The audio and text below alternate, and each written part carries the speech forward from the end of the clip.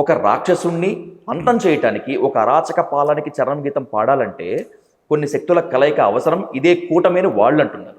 మీరు చెప్పేటువంటి శక్తుల్ని 10 మంది కలవాలంటే అదేమన్నా ఒక నియంత్రత్వపు అధికారం అయితే నువ్వు కలిసి రావాలి, పోరాటం చేయాలి, అందరం కావాలి. ఇక్కడ అల్టిమేట్గా ఓటేయాల్సింది ఎవరు? జగన్మోహన్ రెడ్డి గారికి వ్యతిరేకంగా ఓటేయాల్సింది ఎవరు? ప్రజలు.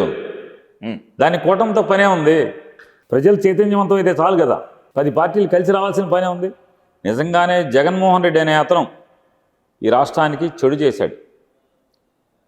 వాస్తవంగా జగన్మోహన్ రెడ్డి అనే అతను ఈ 5 సంవత్సరాలు ప్రజా వ్యతిరేక పరిపాలన చేశాడు. అసలు మీరు ఖాళీ ఇంట్లో కూర్చోవచ్చు కదా, రోడ్ల వెంబడి తిరగటం ఎందుకు? ఈ కూటమి హామీలు ఇవ్వటం ఎందుకు? ఏదైతే నిన్నటి దాకా జగన్మోహన్ రెడ్డి గారు అమలు చేసేటువంటి పథకాల వల్ల ఈ రాష్ట్రం సర్వనాశనం అవుతుంది, ఆర్థికంగా కుదేలవుతుంది, మరొక శ్రీలంక అవుతుంది అని చెప్పినటువంటి ఈ చంద్రబాబు నాయుడు, ఈ పవన్ కళ్యాణ్ ఇవాళ అదే హామీల్ని రెట్టింపు శాతం డబ్బు ఇస్తామని చెప్పని ఇవాళ హామీలు ఇచ్చి ఎందుకని ప్రజలకి ఎరేస్తున్నారు? ఎందుకు కారణం చెప్పాలి కదా. 2014లో మీరు ఏదైతే హామీలు ఇచ్చారో ఆ హామీలు మళ్ళీ చేస్తామని చెప్పచ్చు కదా. 14 నుంచి 19 దాకా పవన్ కళ్యాణ్, చంద్రబాబు నాయుడు, అట్లాగే భారతీయ జనతా పార్టీ ముగ్గురం కలిసి మేము ఈ రాష్ట్ర ప్రభుత్వాన్ని ఏలాం 4 సంవత్సరాల పాటు. ఆ 4 ఏళ్ళు ఎంత మంచి పరిపాలన అందించామో అదే పరిపాలనని మీకు మళ్ళీ తెస్తాం 2024 అని ఎందుకు చెప్పలేకపోతున్నారు?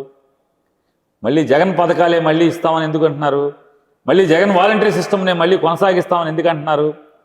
వాలంటరీ సిస్టమ్ సర్వనాశనం చేస్తామని చెప్పినటువంటి వీళ్ళు ఇవాళ ప్రతి తెలుగుదేశం నాయకుడు కూడా ఈ వాలంటరీ వ్యవస్థ అత్యద్భుతమైంది, మేము కూడా వాలంటరీ వ్యవస్థను కొనసాగిస్తామని చెప్తున్నారు.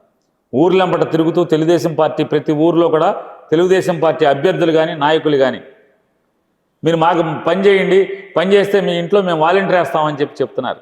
అంటే జగన్మోహన్ రెడ్డి గారు బ్రహ్మాండమైన శభాష్ అనే పరిపాలన పరిపాలించాడు అనేది వాళ్లే మా బ్రాండ్ అంబాసిడర్లు.